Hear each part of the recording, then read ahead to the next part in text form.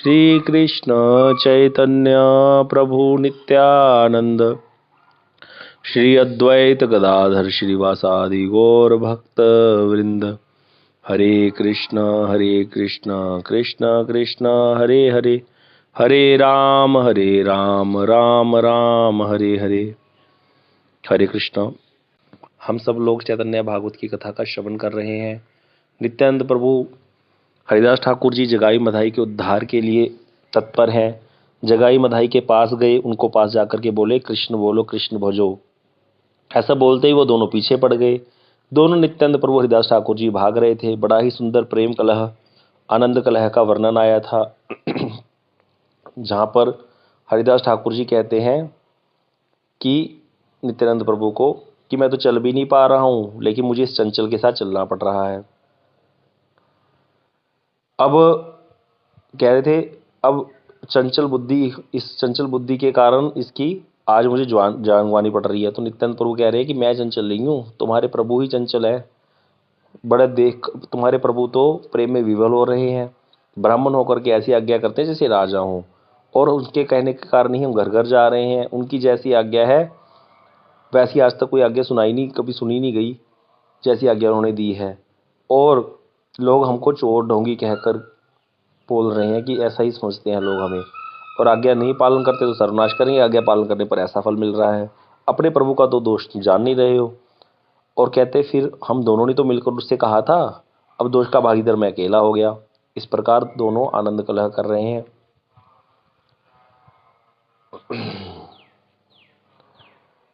फिर यहाँ पर हुआ क्या कि दोनों नित्यानंद प्रभु और हरिदास ठाकुर जी महाप्रभु जी के पास पहुंच गए। महाप्रभु जी के पास जाकर सारी बात बता दी। महाप्रभु जी को नित्यानंद प्रभु कहते हैं कि दो मद्यपाई ब्राह्मण है कहलाते थे, जो आज हमने कृष्ण नाम बोलने को कहा तो दोनों ने हमारा पीछा किया, मारने लगे हमें। हमारा भाग्य था, हमारी जान बच गई। प्रभु ने कहा कौन है, क्या उनके नाम है, ब्राह्मणों ने पर ऐसा काम करते क्यों है। तो किन्होंने बोला था श्री वास जी ने और श्री गंगादास जी ने सारी उनकी बात बताई। प्रभु आप सब जानते हैं, लेकिन फिर भी सारा कुछ बता दिया उन्होंने। अब महाप्रभु कहते हैं कि मैं जानता हूँ उन दोनों को, जानता हूँ, आने पर खंड विखंड कर दूंगा। तो नित्यानंद प्रभु बोलते हैं कि आप खंड विखंड करते रहिए, लेकिन उन दोनों के रहते हुए मैं कहीं जाऊंगा नहीं। किस बात पर आपकी इतनी महिमा है? अगर खंड विखंडी करना है तो फिर क्या महिमा आपकी? पहले आप इनके मुख से गोविंद नाम कहलवाइए। धार्मिक व्यक्ति तो भगवान का नाम लेगा ही। अगर ये आपका नाम लेकर के नृत्य करें तब आपका विश्वम्भर नाम सार्थक होगा। तो महाप्रभु बोले कि जिस क्षण उनको तुम दोनों का दर्शन हो गया, नित्यानंद आपका दर्शन हो गया, और जिस क्षण आप दोनों ने उनके उद्धार के बारे में सोचा उसी समय उनका उद्धार हो गया। इतना उनका मंगल चिंतन कर रहे हो, अल्प समय में ही कृष्ण दोनों का मंगल करेंगे। जब ऐसा सुना तो सारे वैष्णव मुख जितने वैष्णव बैठे थे सारे हरि हरि बोलने लगे, जय ध्वनि करने लगे।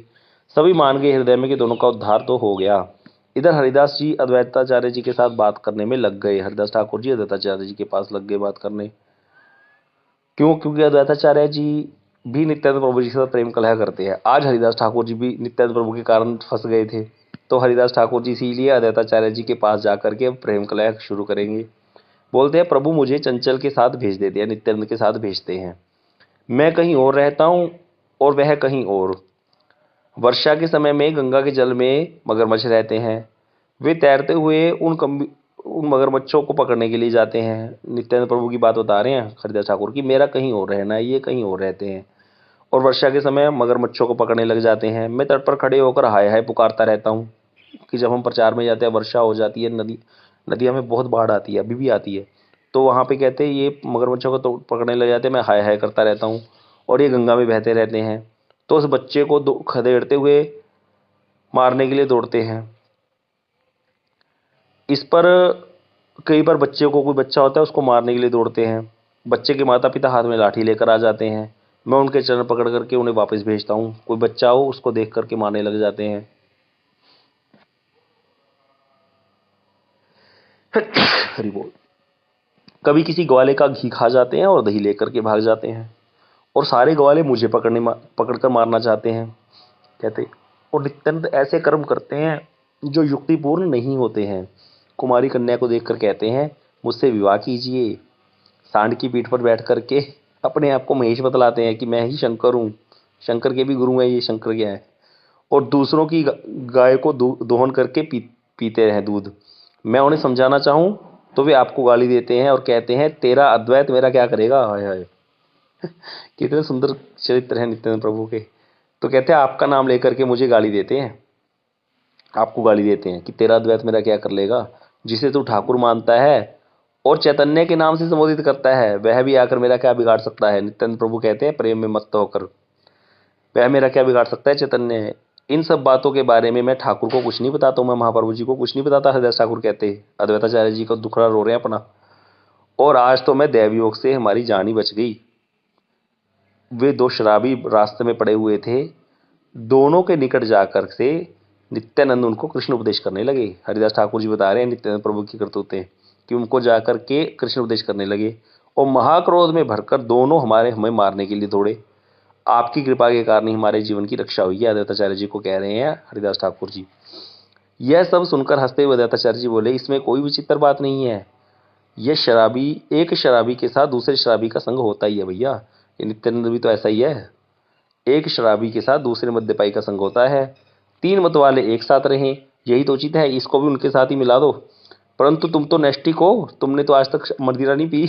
अब यहाँ कौन सी मदिरा की बात करें नित्यानंद प्रभु ने, कौन सी, हरि नाम के प्रेम की मदिरा, भगवान कृष्ण के प्रेम की मदिरा को पान किया, महाप्रभु जी के प्रेम की मदिरा को पान कहते थे। ये भी मद्यपाई है भैया, वो भी मद्यपाई है। और तुम तो नैष्टिक हो, तो तुम इनके साथ क्यों रहते हो।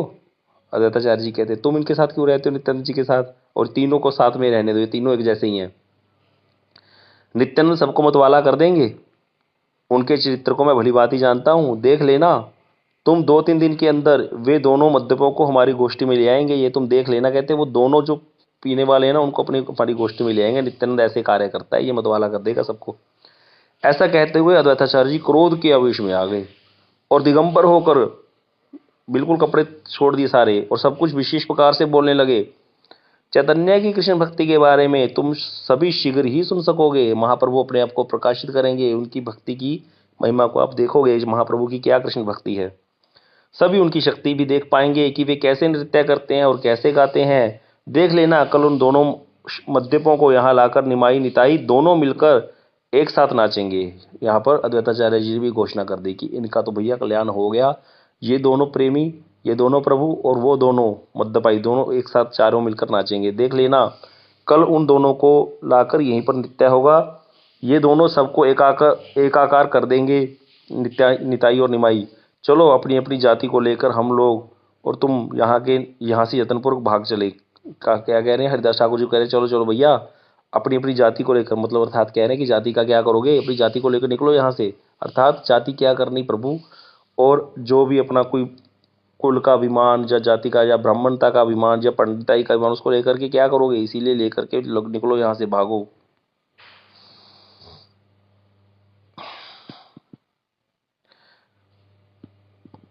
अद्वैताचार्य जी के क्रोध आवेश को देखकर हरिदास जी हंसने लगे। सब आनंद ले रहे हैं, ये सब पता है इनको। उन्होंने हृदय में यह अनुभव किया कि दोनों मध्यमों का उद्धार हो गया है। हरिदास ठाकुर जी को लगा कि अब तो उद्धार हो गया, अद्वैताचार्य जी ने भी कह दिया। अब यहाँ पर ग्रंथकार कह रहे हैं कि अद्वैताचार्य जी के कथन को समझने की शक्ति किसमें है।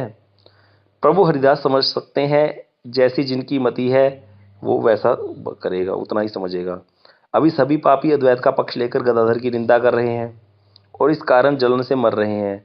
जो पापिष्ट किसी एक वैष्णव का पक्ष लेकर दूसरे वैष्णव की निंदा करता है वह विनाश को प्राप्त होता है। यहाँ पर ग्रंथकार कह रहे हैं कि कई लोग अद्वैताचार्य जी का पक्ष लेकर गदाधर जी की निंदा करते हैं, कि गदाधर जी का पक्ष लेकर अद्वैताचार्य जी की निंदा करते हैं, इस कारण मरते हैं। इसीलिए कभी भी वैष्णव निंदा में पड़ना नहीं चाहिए। एक वैष्णव का पक्ष लेकर दूसरे वैष्णव की निंदा कभी नहीं करनी चाहिए। सभी वैष्णव है, इसीलिए चुप रहना चाहिए।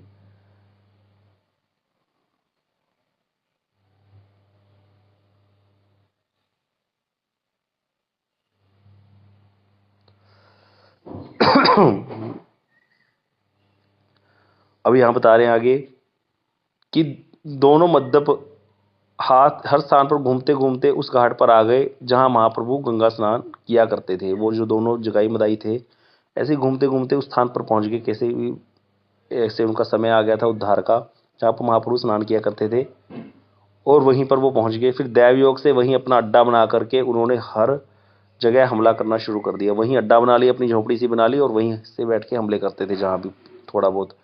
किसी से कोई धन खींचना या चोरी वोरी करना, किसी के घर में आग लगाना, वहीं से करने शुरू कर दी सारे काम अपने। यह देखकर बड़े छोटे धनी दरिद्र सभी के मन में शंका सी हो गई, शंका उत्पन्न हो गई। रात को कोई भी गंगा स्नान करने के लिए नहीं जाता था। यदि जाता भी था तो 10-20 लोग साथ मिल करके जाते थे कि उनका नहीं पता कब हमला कर दें। तो इसीलिए उनसे सब डरते थे, क्योंकि उन्होंने वहीं उस घाट पर अड्डा जमा लिया था जहां महाप्रभु स्नान करने जाते थे। अब प्रभु जी का निकट आवास वहां पास ही था, गंगा स्नान जहां गंगा घाट था जहां पर। तो रात को क्या होता था, प्रभु के आवास के निकट रहते थे तो सारी रात प्रभु का कीर्तन उनको सुनता था, तो जागते थे प्रभु का कीर्तन सुन के। कीर्तन के समय मृदंग और मदिरा भी बजते थे। कीर्तन में तो होता ही है, मृदंग बजेंगे, मदिरा बजेगी, मंजीरा आदि बजेंगी। तो उसे सुनकर दोनों शराब के नशे में आनंदपूर्वक नाचते थे। मतलब चल तो रहा है कीर्तन, उनको लगता था पता नहीं क्या चल रहा है, पागलों की तरह नाचते थे। वे दोनों दूर से ही उस ध्वनि को सुन सकते थे। थोड़ी थोड़ी ध्वनि सुनाई देती थी दूर से, और सुनने मात्र से नृत्य करते हुए और अधिक मदिरा का पान करते थे। इस प्रकार मदिरा पी पी के नाचते थे। जब कीर्तन होता था तब दोनों वहीं रहते थे, फिर कीर्तन सुनकर खड़े होकर नृत्य करने लगते थे। और मदिरा पान में विवल दोनों कुछ भी नहीं जान पाते थे क्या चल रहा है, कहाँ थे, कहाँ से आ गए, वे कहाँ हैं, इसके बारे में दोनों को कुछ भी पता नहीं था कि कहाँ से हम आए हैं, पहले हमारा अड्डा कहाँ था, अब कहाँ है और आगे क्या करना है, कुछ पता ही नहीं था। प्रभु को देखकर वे कहते थे, निमाई पंडित, मंगल चंडी का गीत संपूर्ण कीजिएगा, सभी अच्छा कीर्तन करते हैं, हम देखना चाहते हैं। अर्थात उनको लगता था ये चंडी का कीर्तन करते हैं, वो जो कपालिक टाइप के लोग होते हैं। तो इस प्रकार से महाप्रभु को निमाई पंडित कहकर संबोधित करते थे, बोलते थे मंगल चंडी का कीर्तन पूरा करो, जहाँ कुछ भी हाथ, जो कुछ भी हाथ लगेगा हम सब कुछ लाकर आपको दे दिया करेंगे। मतलब कह रहे थे तुम चंडी कीर्तन करो, हम नाचेंगे और इसके बदले में हम तुम्हें कुछ दे भी देंगे, चिंता मत करो, जो कुछ मिलेगा तुम्हें ला के दे दिया करेंगे। दुर्जनों को देखकर प्रभु दूर रहते थे, इन दोनों दुर्जनों को देखकर, और बाकी सब लोग दूसरे रास्तों से भाग जाते थे। महाप्रभु इनसे दूर रहते थे, कुछ बोलते नहीं थे इनको, और बाकी सब लोग दूसरे रास्ते से चले जाते थे इधर उधर। अब बता रहे हैं, एक दिन नित्यानंद प्रभु नगर भ्रमण के पश्चात रात को लौट रहे थे कि उन दोनों ने नित्यानंद प्रभु को पकड़ लिया। कौन है, कौन है कहकर जगाई बधाई पुकारने लगे। नित्यानंद ने कहा, मैं प्रभु के भवन जा रहा हूं। और नित्यानंद प्रभु को पकड़ लिया। नित्यानंद प्रभु तो नगर भ्रमण करके आ रहे थे रात को, तो जगाई मधाई तो वहीं पास में ही रहते थे, बताया पहले ही। तो उन्होंने पकड़ लिया नित्यानंद प्रभु को और बोलने लगे, कौन है, कौन है, मतलब पकड़ के बोलते तू कौन है। तो नित्यानंद प्रभु कहते हैं, मैं प्रभु के भवन जा रहा हूँ। तो मद्यपान में तो विक्षेप थे, उन्होंने पूछा तेरा नाम क्या है। नित्यानंद प्रभु ने कहा, अवधूत मेरा नाम है। नित्यानंद महाप्रभु बाल्य भाव में महामत्त होकर इस प्रकार मद्यप के साथ बात करने की लीला कर रहे थे। अब यहाँ नित्यानंद प्रभु लीला कर रहे हैं, अपना नाम अवधूत बता दिया, बाल्य भाव में है, महामत्त है। उनके मन में ऐसा विचार था कि दोनों का उद्धार करना है, इसीलिए रात को उसी स्थान पर चले गए थे। बता रहे हैं यहाँ पर नित्यानंद प्रभु जानबूझ करके गए हैं उनका उद्धार करने के लिए। मन में विचार था इनके उनका उद्धार करना है। अब वो तो दोनों चिढ़ गए अवधूत नाम सुनते ही। मदाही क्रोधित होकर प्रभु के सिर पर टूटी हांडी का टुकड़ा मारकर प्रहार कर दिया। उसने क्या किया, अवधूत नाम सुनते ही क्रोधित होकर के प्रभु के सिर पर हांडी मारी और मटिके का टुकड़ा सिर पे लगने पर रक्तधारा प्रवाहित होने लगी। नित्यानंद प्रभु महाप्रभु जी का, गोविंद का स्मरण करने लगे। टूटी हुई हांडी मदाही ने क्रोधित होकर के मारी है नित्यानंद प्रभु पर। सिर पर रक्त देखकर जगाई के मन में दया आ गई। जगाई जो है उसका मन, क्योंकि पहले कीर्तन भी हुआ था, स्तंग भी हुआ था, उसका मन परिवर्तित हो गया था। मधाई ने जब एक बार दोबारा मारना चाहा तो जगाई ने उसका हाथ पकड़ लिया। हाथ पकड़कर जगाई कहने लगा, ऐसा क्यों किया, क्यों किया, तुमने क्यों मारा। जगाई उनको बोलता है मधाई को, तुम बड़े निर्दयी हो, परदेशी को मारकर क्या तुम बड़े बन जाओगे। छोड़ दो अवधूत को, छोड़ दो उन्हें और मत मारो। सन्यासी को मारकर तुम्हारा क्या भला होगा।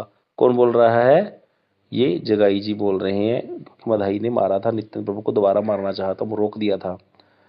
अब ये सारी बात लोगों ने देख ली, शोर मच गया। त्रस्त होकर लोगों ने जाकर प्रभु को समाचार दिया और प्रभु भी तुरंत पार्षदों सहित वहीं आ गए। भागे प्रभु वहीं से, क्या कर दिया मेरे नित्यानंद को। नित्यानंद प्रभु के शरीर, सारे शरीर में रक्त की धारा बह रही थी, फिर भी नित्यानंद प्रभु दोनों के बीच में हंस रहे थे। जैसे ही नित्यानंद प्रभु का रक्त देखा, महाप्रभु जी का बाह्य ज्ञान लुप्त हो गया। बार बार प्रभु कृष्ण आवेश में आकर के चक्र का आवाहन करने लगे, चक्र चक्र कहने लगे। संभ्रम सहित प्रभु ने चक्र चक्र पुकारा, चक्र आकर के प्रभु के सामने उपस्थित हो गया। जगाई मदाही ने भी देख लिया चक्कर आ गया भैया। सब कुछ देखकर सारे भक्तगण घबरा गए, भागवत जितने भी थे। इसी बीच नित्यानंद प्रभु ने बड़े ही प्यार से सम्मान सहित महाप्रभु के चरण पकड़ लिए, निवेदन किया, प्रभु जब मदाही जब मार रहा था तो जगाई ने मेरी रक्षा की थी। दैव योग से रक्त निकल गया है किंतु मुझे दुख नहीं मिला है। प्रभु ये दोनों शरीर मुझे कृपया भिक्षा रूप में दान दीजिए कि ये दोनों जगाई और मदाही मुझे भिक्षा में दान दे दो। मुझे कोई दुख नहीं, आप स्थिर हो जाइए। यहाँ पर कितनी सुंदर बात, कितना कृपया दिखा रहे हैं, यहाँ दिखा रहे हैं नित्यानंद जी की महिमा। अक्रोध परमानंद नित्यानंद राय। नित्यानंद प्रभु को क्रोध आता ही नहीं है, अक्रोध लगा दिए। इसीलिए अक्रोध शब्द का उल्टा शब्द नहीं है, जैसे परम शब्द का ऑपोजिट शब्द नहीं है, सुख का शब्द दुख है उल्टा, आनंद शब्द का विपरीत शब्द नहीं है डिक्शनरी में। इसी प्रकार अक्रोध, जिनको क्रोध नहीं आता आनंद में रहते हैं, परमानंद नित्यानंद राय। नित्यानंद प्रभु कौन है? अक्रोध है, परमानंद है। अभिमान शून्य निताई नगरे बेड़ाई। अभिमान है ही नहीं, एक ही अभिमान है, मैं चैतन्य का दास हूँ, मैं महाप्रभु जी का दास हूँ। ऐसे हैं नित्यानंद प्रभु।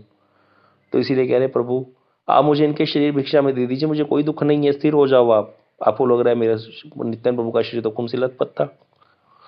अब जब नित्यानंद प्रभु ने कहा था ना प्रभु जगाई ने तो मेरी रक्षा की, मदाही जब दोबारा मान रहा था तो जगाई ने मेरी रक्षा की है, तो जगाई ने रक्षा की ऐसा वचन सुनते प्रभु प्रसन्न होकर जगाई को गले से लगा लिया। कल कहाँ है जगाई, कौन है जगाई? जगाई को गले से लगा लिया प्रभु ने।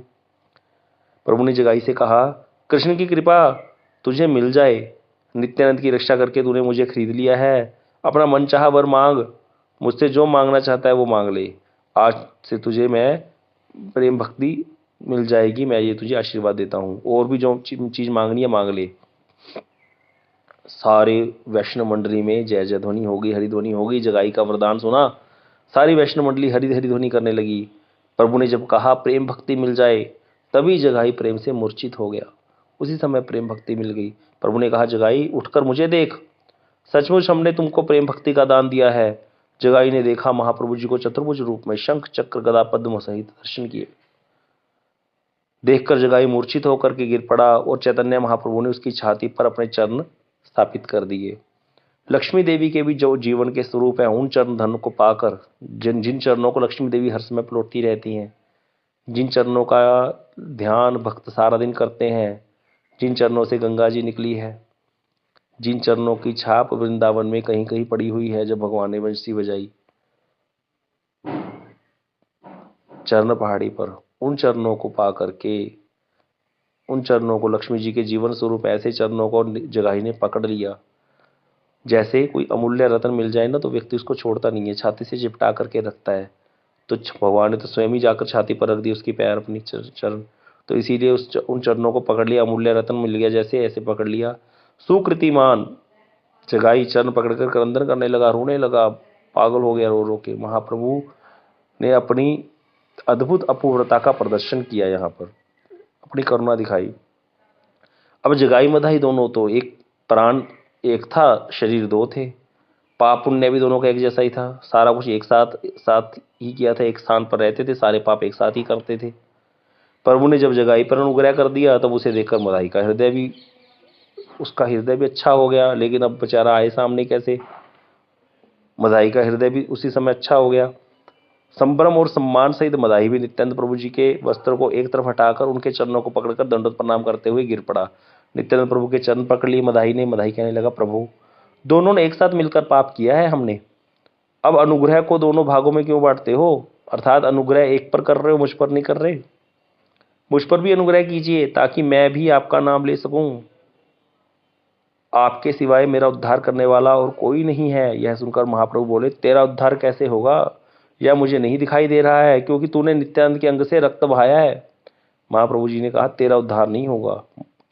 मदाही को जगाई का उद्धार हो गया, तेरा उद्धार नहीं होगा। मदाही ने कहा यह आप नहीं कह सकते हैं, आप अपने धर्म को क्यों त्याग रहे हैं?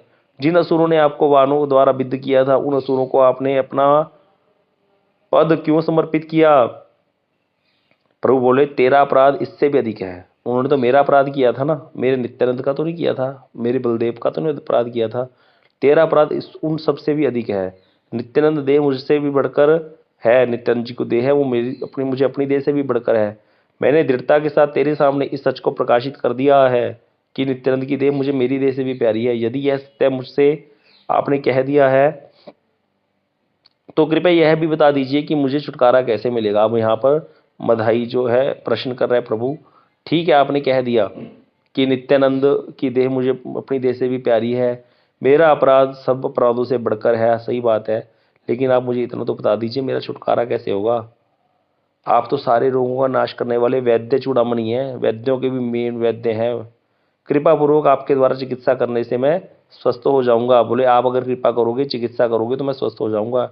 हे संसार के नाथ, हे प्रभु आप कपट मत कीजिए, सभी आपको जान गए हैं। अब और किससे आप अपने आप को छिपा सकेंगे? अब आप अपने आप को कैसे छिपा सकेंगे? कपट मत करो, कृपा पूर्वक चिकित्सा करो, मेरे रोग को दूर करो। प्रभु बोले तुमने बहुत बड़ा अपराध किया है, अब नित्यानंद के चरण पकड़कर उन्हीं से क्षमा प्रार्थना करो। प्रभु की आज्ञा पाकर मधाई ने दोबारा अनमोल धन नित्यानंद स्वरूप के चरणों को पकड़ लिया। ये वही चरण हैं जिन्हें पकड़ने से कभी किसी का नाश नहीं होता है। उन चरणों की महिमा को रेवती जी भली भांति जानती हैं। ये वो चरण है नित्यानंद बलदेव जी के, प्रभु जी के, इसीलिए उनकी पत्नी रेवती और वारुणी वही जानती है उनकी महिमा चरणों की। तो बता रहे हैं नित्यानंद प्रभु के चरणों को पकड़ लिया। महाप्रभु बोले सुनो नित्यानंद राय, यह तुम्हारे चरणों में गिरा हुआ है, अब इस पर कृपा करना उचित है। इसने तुम्हारे अंग से रक्त बहाया है, अब यह तुम्हारी शरण में आया हुआ है, तुम चाहो तो इसे क्षमा कर सकते हो।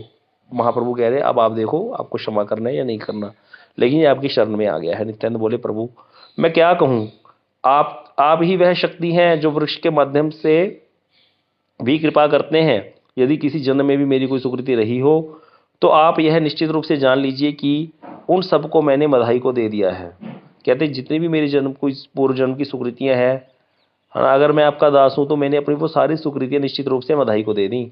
इसने जो मेरा अपराध किया है इसमें इसका कोई उत्तरदायित्व नहीं है। प्रभु मधाई आपका है, आप माया रहित भाव से उस पर कृपा कीजिए, निर्मायिक भाव से आप उस पर कृपा कीजिए, वो आपका ही है, मैंने इसका कोई अपराध नहीं लिया। नित्यानंद प्रभु ने महाप्रभु जी को यहाँ पर ये बोल दिया। अब नित्यानंद प्रभु ने भी कह दिया। महाप्रभु बोले यदि सबको क्षमा कर दिया है तो मधाई को अपनी गोद में भर लो ताकि उसका जीवन सफल हो जाए। अगर करी दी है कृपा तो उसको गोद में भरो, महाप्रभु ने कहा। तो प्रभु की आज्ञा से नित्यानंद प्रभु ने आक्रमण करने वाले मधाई को प्रेमालिंगन किया, उसे अपनी शक्ति संचालित कर दी। नित्यानंद के शक्ति बल से मधाई सभी सद्गुणों से संपन्न हो गया और भोगवृत्ति से रहित होकर भगवान की सेवाधिकार शक्ति से संपन्न होकर एकदम से पवित्र कीर्ति लोग के रूप में, लोगों के रूप में बाहर आ गया। मतलब जो है मदाही भी पवित्र हो गया। अब इस प्रकार दोनों को बंधनों से छुटकारा मिल गया और इनके पश्चात दोनों प्रभुओं के चरणों का स्तवन करने लगे। दोनों प्रभुओं के, महाप्रभु और नित्यानंद प्रभु के चरणों का स्तुति पाठ करने लगे। प्रभु बोले तुम लोग अब और पाप मत करना। जगाई मदाई बोले और पाप अब नहीं, कभी नहीं करेंगे। प्रभु बोले तुम दोनों अच्छी तरह से सुन लो, सचमुच ही हमने तुम दोनों को मुक्त कर दिया है। महाप्रभु कहते हैं तुम दोनों सच में मुक्त हो गए हो, अब और कोई पाप मत करना। यदि और पाप ना करो तो कोटि कोटि जन्मों से जितने भी पाप तुमने संचित किए हैं उन सब पापों का उत्तरदायित्व तो मेरा है। अर्थात जितने पाप अब तक किए हैं वो सारे मैं नष्ट कर दूंगा। यही बात समझी जाती है कि अगर कोई दीक्षित हो गया, आगे पाप ना करे तो भगवान पिछले पाप गुरुवर्ग नष्ट करा देते हैं, लेकिन अगर फिर दोबारा पाप करे जा रहे तो फिर मंत्र लेने का भी फायदा क्या। इसीलिए दीक्षा एक प्रोसेस है।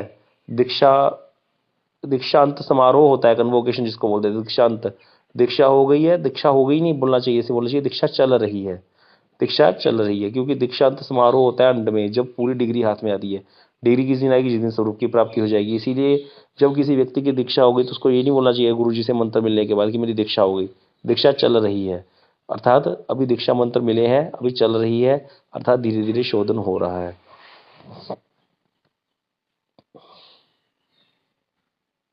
तो इसीलिए पाप करने की प्रवृत्ति जब पूरी तरह से खत्म हो जाए और अपराध की प्रवृत्ति जब पूरी तरह से खत्म हो जाए उसी दिन होगा दीक्षांत समारोह, जिस दिन मंद ज्ञान हो जाए। तो इसीलिए दीक्षा अभी पूरी नहीं हुई, दीक्षा चल रही है। तो महाप्रभु कह रहे सचमुच ही तुमको मुक्त कर दिया, तुम दोनों के मुंह से मैं भोजन किया करूंगा, तुम्हारे शीर्ष में मेरा अवतार होगा। प्रभु की बात सुनकर जगाई मदाई आनंद से मूर्छित होकर गिर पड़े। जितने भी पाप तुमने किए गए थे मैं सारे ले लूंगा, उनको नष्ट कर दूंगा, उसकी चिंता मत करो।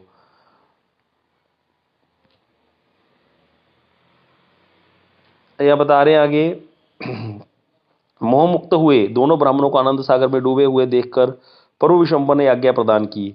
प्रभु ने कहा, इन दोनों को उठाकर मेरे घर ले चलो, इन दोनों के साथ कीर्तन करेंगे।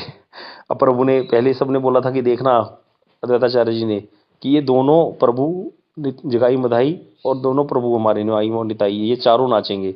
तो महाप्रभु कहते हैं कि इन दोनों को उठाकर मेरे घर ले चलो, इन दोनों के साथ कीर्तन करेंगे आज।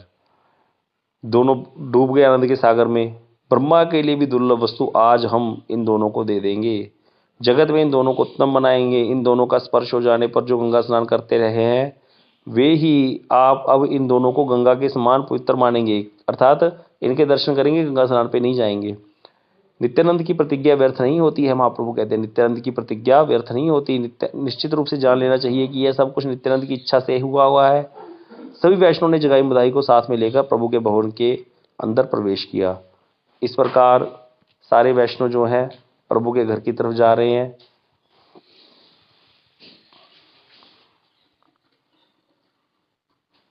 प्रभु के साथ भक्तगणों ने भवन के अंदर प्रवेश किया। इसके बाद दरवाजा बंद हो गया। अब किसी में यह शक्ति नहीं थी कि अंदर जाए। महाप्रभु विश्वम्भर आकर सबके सामने विराजमान हुए थे और नित्यानंद गदाधर उनकी दो दिशाओं में शोभामायन हो गए। महापात्र अद्वैत सामने बैठे थे और चारों ओर सभी वैष्णव समाज अपना अपना आसन ग्रहण करके बैठा था। और पुंडरीक विद्यानिधि, प्रभु हरिदास जी, गरुड़, रमाई, श्रीनिवास, श्री गंगादास, वक्रेश्वर पंडित, चंद्रशेखराचार्य प्रमुख रूप में ये सारे भक्त थे। बाकी और भी बहुत सारे भक्त थे। महाप्रभु जी के कार्यों को सभी जानते थे। अनेक महंत भी चैतन्य को घेर कर जगाई मधाई को साथ लिए हुए आनंद सहित विराजमान हो गए। जगाई मधाई दोनों, उनको शरीर में रोमहर्ष हो रहा है, उनको रोमांच हो रहा है, महाअश्रु हो रहे हैं, सारे शरीर में कंप हो रहा है, लोटपोट हो रहे हैं, उनको प्रेम मिल गया है। ये प्रेम के विकार दिखाई देते हैं भक्तों के अंदर। तो यहाँ पर महाप्रभु जी के घर में सबको लेकर के गए हैं। महाप्रभु जी की लीलाओं को समझने की शक्ति किसमें है, यहाँ नित्य श्री ग्रंथकार कह रहे हैं। वे कभी दोनों दसों को तो दो महाभागवत बना देते हैं, तो कभी तपस्वी और सन्यासी को पाखंडी भी बना देते हैं। देखा ही जाता है कि तपस्वी है और सन्यासी है पाखंड कर रहे हैं। इस प्रकार इनकी सब लीलाएं अमृत खंड के तुल्य हैं। जो इनमें विश्वास करता है उसे कृष्ण मिल जाते हैं और इनमें जिसको संदेह है उसका अधः पतन हो जाता है। बता रहे हैं कि महाप्रभु और नित्यानंद प्रभु क्या है, कृपा करते हैं। कई बार कई कैसे करते हैं, कोई इनकी लीलाओं को क्या समझेगा। दोनों दसों को तो महाभागवत बना दिया और उन दोनों को क्या कर दिया, कई ऐसे तपस्वी और सन्यासियों को क्या कर देते हैं, पखंडी भी बन जाते हैं, ऐसा देखा जाता है। तो इसीलिए इनकी लीलाओं में संदेह नहीं करना भैया, इनको इनकी लीलाओं में विश्वास करो, विश्वास से ही कल्याण होगा। समय हो गया है। वांछा कल्पतरुभ्यश्च कृपा सिंधुभ्यश्च पतितानां पावनेभ्यो वैष्णवेभ्यो नमः।